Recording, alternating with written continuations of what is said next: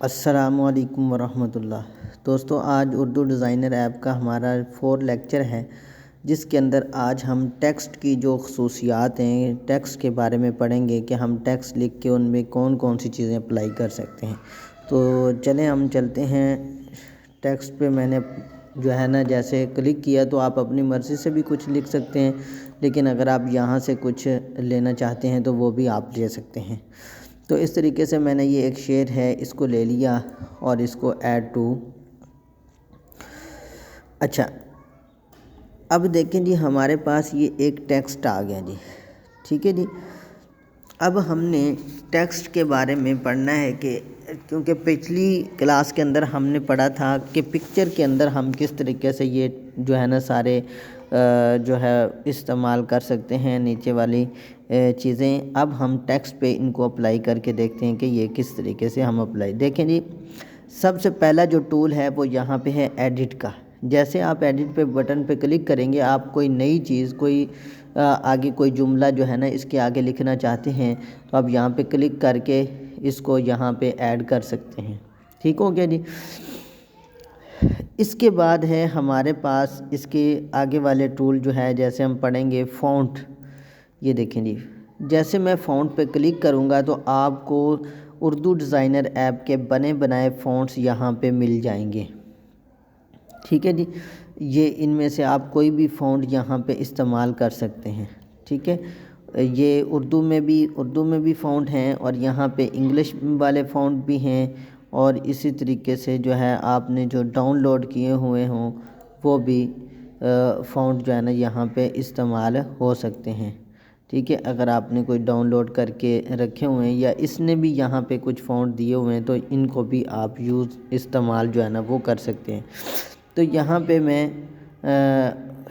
اردو والے فونٹ پہ آتا ہوں اور یہ فونٹ میں یہاں پہ اپلائی کرتا ہوں۔ یہ دیکھیں میری ٹیکسٹ وہ کس طریقے سے اب یہاں پہ ہو گیا ہے۔ اس کے بعد اگلا اس کا جو فونٹ وہ یہ ہے، اس میں کلرز۔ آپ ٹیکسٹ کے اندر کلر کو کس طریقے سے چینج کر سکتے ہیں۔ یہ دیکھیں جی، آپ یہاں پہ اپنی مرضی کا کلر یہاں پہ استعمال کر سکتے ہیں۔ اس کے بعد آگے یہاں پہ گریڈینٹ۔ جیسے آپ گریڈینٹ کے اندر یہاں پہ یہ آ گیا جی آپ کے پاس گریڈینٹ کلر۔ ٹھیک ہے، اب یہاں پہ اپنی مرضی سے گریڈینٹ کلر بھی یہاں پہ استعمال وہ کر سکتے ہیں۔ ٹھیک ہے جی، یہاں سے دیکھیں جی، یہ دیکھیں آپ کوئی بھی کلر یہاں پہ گریڈینٹ کا بھی استعمال اس کے اوپر کر سکتے ہیں۔ اس کے بعد آگے ہمارے پاس اگلا آپشن کی طرف ہم چلتے ہیں، multi style text.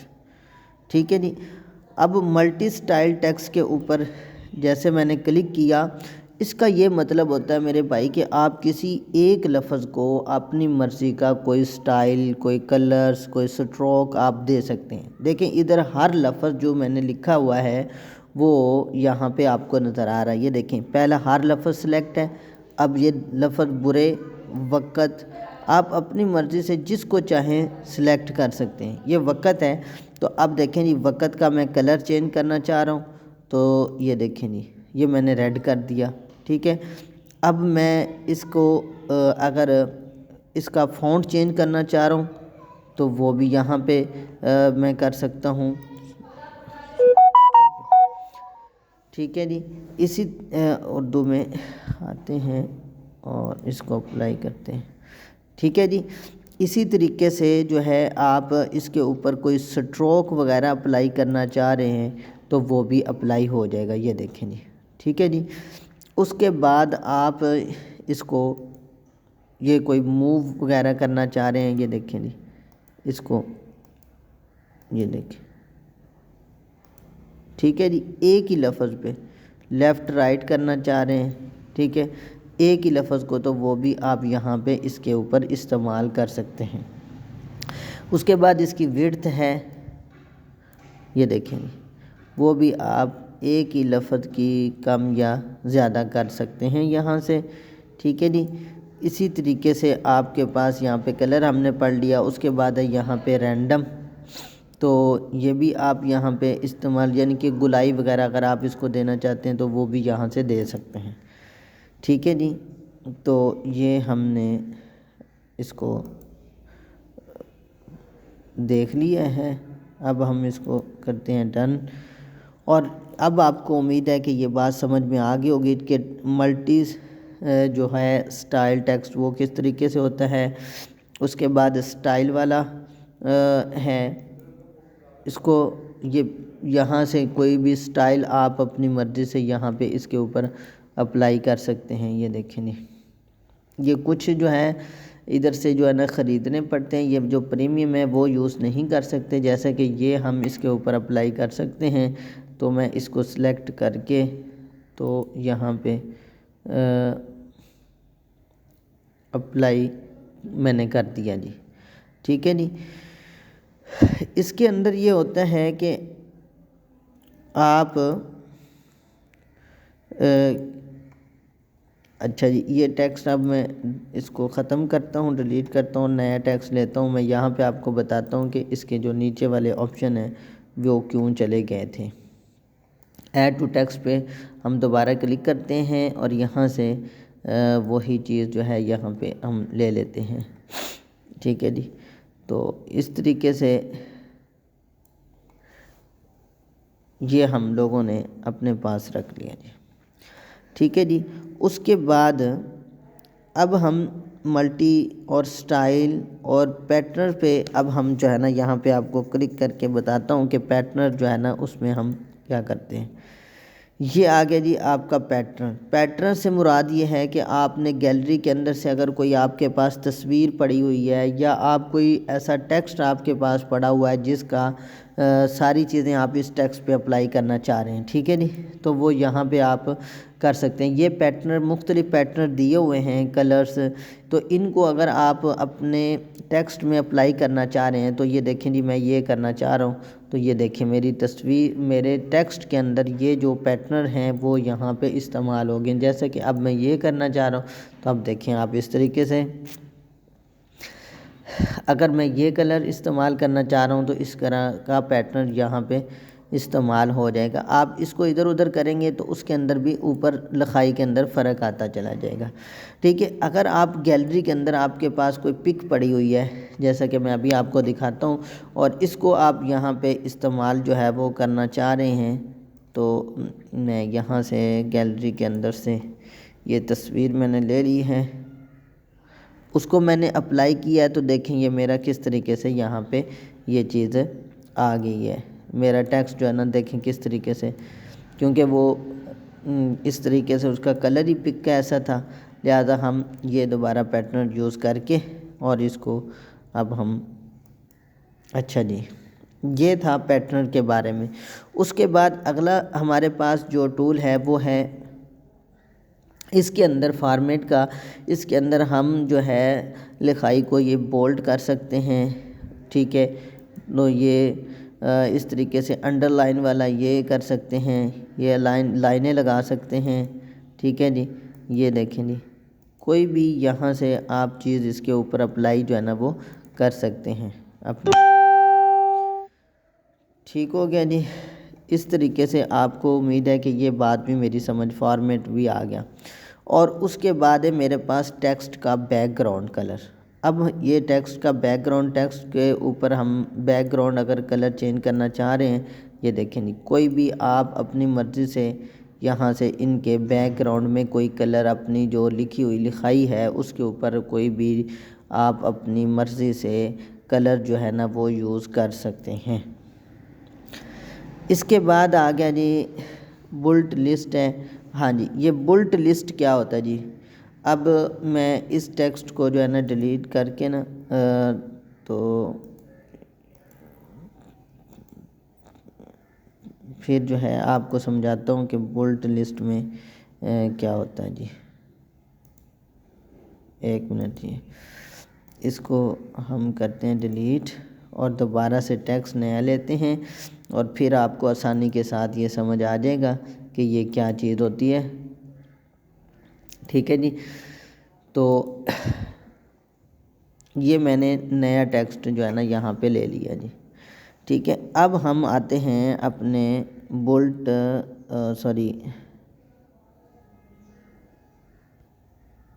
Bolt list کی طرف۔ دیکھیں جی میرے بھائی، یہ بولٹ لسٹ میں آپ کے سامنے آ گئی ہے۔ تو یہ بولٹ لسٹ ہوتا ہے کہ آپ نے بعض اوقات جو شعر و شاعری لکھتے ہیں یا ایک سے زیادہ لائنیں لکھنے والے حضرات نے استعمال کیا ہوتا ہے کچھ ڈاٹس نمبرنگ دی ہوتی ہے نا جی لائنوں کو، تو یہ اسے کہتے ہیں بولٹ لسٹ۔ یہ مثلا آپ نے ڈاٹ لگانا چاہ رہے ہیں تو یہ دیکھیں آپ کی ہر لائن کے شروع میں یہ ڈاٹ لگ جائے گا۔ لیکن یہ بات یاد رکھنی ہے کہ بعض اوقات ایک فقرہ جہاں پہ ختم 2 لائنوں پہ ہو رہا ہوتا ہے تو اس کے شروع میں ایک دفعہ لگے گا، باقی جگہ پہ نہیں اپلائی ہوگا، ٹھیک ہے جی۔ اس طریقے سے یہ دیکھیں یہاں پہ یہ آپ استعمال کر سکتے ہیں، یہ آپ استعمال کر سکتے ہیں، یہاں پہ آپ اپنا 1 2 3 جیسے آپ جو ہے نا اس کے اندر جو ہے نا وہ کوئی چیز اپلائی کرنی ہے تو وہ بھی آپ لکھ سکتے ہیں، ٹھیک ہے جی۔ اس طریقے سے آپ یہاں پہ آپ کچھ بھی اس کے اندر استعمال جو ہے نا وہ یہ سٹار وغیرہ لگانے ہیں تو اپنی رائٹنگ کے اندر تو وہ بھی آپ یہاں پہ لگا سکتے ہیں، ٹھیک ہے جی۔ تو یہ ہمارے پاس ہو گیا جی۔ اس کے بعد ہمارے پاس جو اگلا ٹول ہے ہمارا لائن سپیسنگ کا ہے۔ یہ لائن کو آپ سپیس کس طریقے سے دے سکتے ہیں، یہ دیکھیں جی، یہ دیکھیں، یعنی کہ لائن کے اندر آپ اپنی مرضی سے خلا کس طریقے سے دے سکتے ہیں جتنا آپ چاہیں۔ یہاں پہ دیکھیں جی لائن سپیسنگ ہے، ورڈ سپیسنگ ہے۔ اگر آپ نے الفاظ کے درمیان جو ہے نا وہ خلا دینا ہے تو آپ یہاں سے دے سکتے ہیں ورڈ سپیسنگ میں بھی۔ یہ دیکھیں، یہ دیکھیں الفاظ جو ہے وہ آپ کے ان کے اندر خلا آنا شروع ہو گیا ہے۔ آگے آگے اسپیلڈ لائنز، ٹھیک ہے جی، یہ اس طریقے سے۔ اس کے بعد ہمارے پاس ہے اگلا ٹول جو ہم پڑھیں گے، ورڈ سپیس بھی پڑھ لیا، اسپیلڈ۔ تو یہ سکیو جو ہے یہ الفاظ کو ٹیڑھا وغیرہ کرنے کے لیے استعمال ہوتا ہے۔ یہ دیکھیں اگر آپ نے اپنی لائن کو تھوڑا بہت ترچھا ٹیڑھا اوپر نیچے آپ کرنا چاہ رہے ہیں تو وہ یہاں سے آپ کر سکتے ہیں، ٹھیک ہے جی، یہاں سے آپ اس کے اوپر اپلائی کر سکتے ہیں۔ اس کے بعد آگے جی ٹرانسفارم۔ اچھا یہ بہت مزے کی چیز ہے، اس کے اندر جو ہے نا میں آپ کو بتاؤں کہ یہ اس کو آپ نے کس طریقے سے کرنا ہے۔ یہ میں آپ کو یہ ٹیکسٹ ختم کر کے نا ایک لفظ پہ اپلائی کر کے دیتا ہوں۔ یہ زیادہ تر آپ کا یہ بہت اہم چیز ہے، یہ زیادہ تر آپ کی لوگوں کے اندر استعمال ہوتی ہے جی چیز، ٹھیک ہے جی۔ تو یہ ہم ڈیلیٹ کرتے ہیں اور یہاں سے چلیں یہ ہے لفظ لکھا ہوا ہے تو اس کے اوپر ہی ہم اس کو اپلائی جو ہے نا وہ کر لیتے ہیں۔ اس کا سائز تھوڑا سا بڑا کر لیتے ہیں، لفظ صرف ہے کو ہی ہم اس کے اوپر وہ چیز اپلائی کرتے ہیں۔ یہ آگے جی ہے، ٹھیک ہے جی۔ اب ہم اس کو استعمال کرتے ہیں جی ٹرانسفارم کے اندر۔ یہ زیادہ تر لوگو بنانے والے حضرات اس کو استعمال کرتے ہیں۔ یہ دیکھیں جی اب ہے کہ آپ شکل دیکھ لیں، یہ دیکھیں کہ کس طریقے سے یہ وہاں پہ استعمال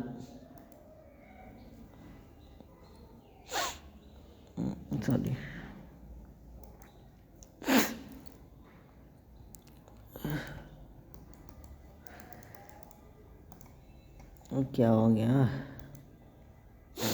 اچھا یہ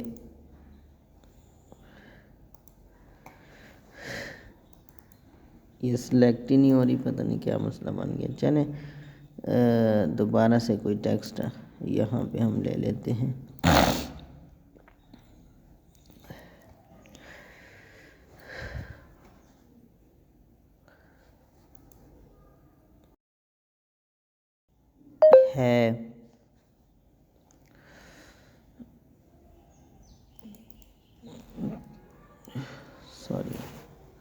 یہ ایڈ آ جاتی ہے کیونکہ یہ پریمیم ورژن نہیں ہے، اس لیے جو ہے اب ہم کوئی انسا لکھ لیتے ہیں یہاں پہ گاف اور اس کے بعد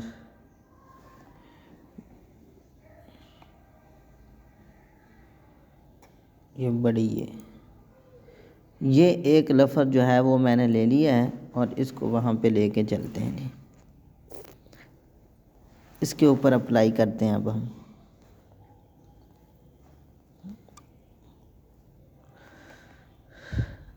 اچھا یہ چیز آ گئی ہمارے پاس۔ اب دیکھیں یہاں پہ آپ اس کو کسی بھی کوئی بھی شیپ جو ہے نا یہاں سے آپ، کیونکہ یہ لوگو شیپ ہے آپ کی، لوگو والے لوگ جو ہے نا اس کو زیادہ استعمال کرتے ہیں، تو اب ہم اس کو استعمال جو ہے نا وہ کر سکتے ہیں۔ اس کی کاپی یہ دیکھیں جی، یہ جتنی آپ اس کی کاپیاں آگے کرتے جائیں گے تو یہ شکل جو ہے نا اس طریقے سے بنتی جائے گی، ٹھیک ہے جی۔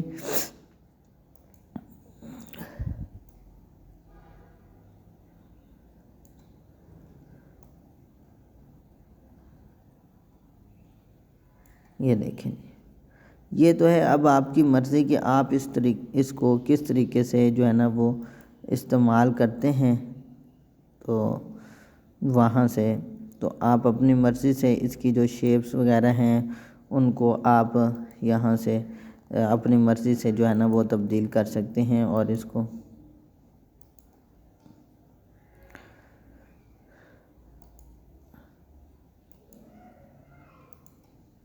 ٹھیک ہے جی۔ یہ شاید لیئر لاکڈ ہو گئی ہے،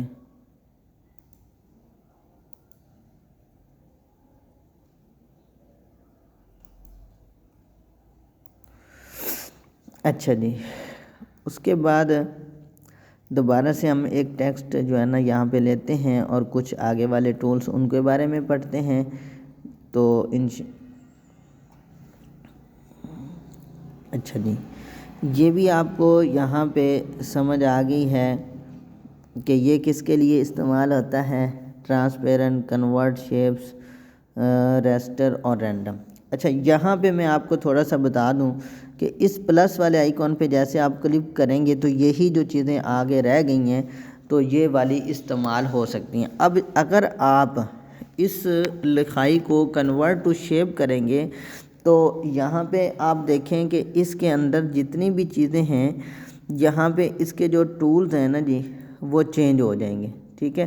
میں اس کے اوپر کلک کر کے ایک دفعہ اس کی کاپی لے لوں، پھر آپ کو سمجھاتا ہوں کہ اس کا ایک ڈپلیکیٹ یہ میں نے لے لیا ہے اور اس کو میں یہاں پہ رکھ لیتا ہوں اور اس کو یہاں پہ۔ اب دیکھیں جیسے یہ سلیکٹ ہے، اس کے نیچے دیکھیں ایڈٹ، فونٹ، کلرز، یہ سارے اس کے ٹول آ رہے ہیں، لیکن جیسے میں پلس والے آئیکن پہ کلک کروں گا تو یہ convert to shape, multi text یہ میں نے پڑھا دیا، بولٹ لسٹ، تو یہاں پہ اگر ہم اس کو کنورٹ ٹو شیپ کریں گے تو دیکھنا نیچے سے اس کے سارے یہ دوسرے آپشن ختم ہو جائیں گے۔ یہ دیکھیں ایڈٹ والا کوئی آپشن یہاں پہ آپ کو نظر نہیں آئے گا، یہ ٹرانسپیرنٹ، اوپیسٹی وغیرہ آپ کو نظر آ رہے ہیں، کیوں؟ یہ جو آپ کا ٹیکسٹ ہے یہ کنورٹ ٹو شیپ میں چلا گیا ہے۔ اگر آپ نے کسی ٹیکسٹ کو شیپ میں چینج کر دیا تو وہاں پہ آپ اس کو دوبارہ سے ایڈٹ نہیں کر سکیں گے، یہ بات ذہن میں رکھ لیں، ٹھیک ہے جی۔ اس کے بعد جب آپ کنورٹ ٹو شیپ کر لیں گے تو دیکھیں یہاں پہ اس کے سارے آپشن یہاں پہ چینج ہو جائیں گے، یہ جوائن پاتھ آ گیا، کنورٹ 3D آ گیا، فٹ پیپر آ گیا، یہ فلپ ورٹیکل آ گیا، فلپ ہاریزونٹل، یہ لاک مووڈ ہے، سلیکشن باکس ہے، یہ دیکھیں جی اس کے سارے آپشن جو ہے نا آپ کے چینج ہو گئے۔ اس کو آپ 3D شیپس کے اندر جو ہے نا پھر جو آپ کی رائٹنگ ہے اس کو آپ اس میں چینج کر سکتے ہیں۔ یہ دیکھیں جی یہ ساری آپ کی جو رائٹنگ ہے وہ 3D میں آ گئی ہے، ٹھیک ہے جی۔ اس طریقے سے یہ دیکھیں جی، ٹھیک ہے جی۔ یہ ہمارے پاس کیا تھا جب ہم نے آپ کو اس کے اندر اس شیپس کے اندر چینج کر کے آپ کو ٹیکسٹ دیا تو اس کے آپشن جو ہے نا وہ اور تھے۔ اب دیکھیں یہ ہمارا ٹیکسٹ میں ہی ہے تو اس کے دیکھیں نیچے آپشن جو ہے نا ایڈٹ ہے، فارمیٹ ہے، کلر ہے، تو اس کے آپشن اب ہم دیکھتے ہیں، تو اس کے آپشن یہ صرف 4-5 ہیں جو ہم نے پہلے آلریڈی پڑھ چکے ہیں۔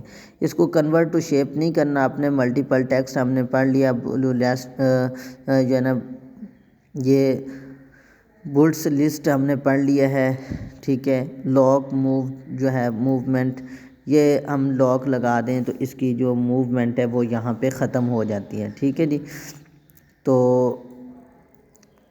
اس کی یہ موومنٹ ختم ہو جاتی ہے۔ اس کے بعد ہے یہ سلیکشن باکس ہے، اس کا سائز جو ہے نا وہ آپ جتنا باکس کا رکھنا چاہتے ہیں تو وہ رکھ کے اس کے سائز کو آپ کم یا زیادہ جو ہے نا وہ کر سکتے ہیں۔ امید ہے کہ یہ آج آپ کو لیکچر جو ہے نا انشاءاللہ سمجھ آیا ہوگا۔ اگر سمجھ آیا ہے تو لائک بھی کر دیں، شیئر کر دیں اپنے دوستوں کے ساتھ۔ جزاک اللہ خیر۔